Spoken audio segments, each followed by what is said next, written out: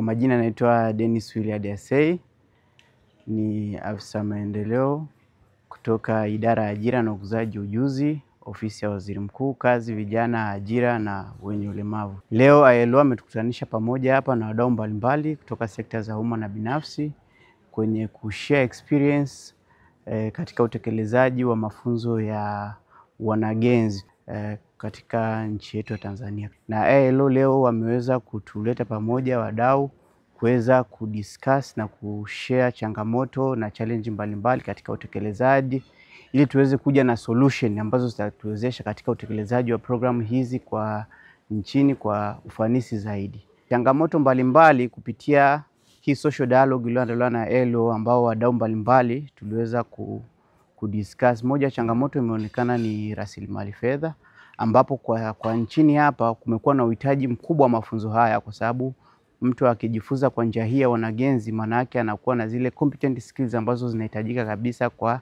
industry. Kwa hiyo pamekuwa na uhitaji wa watu waweze kujifunza kwa modo hii ya training.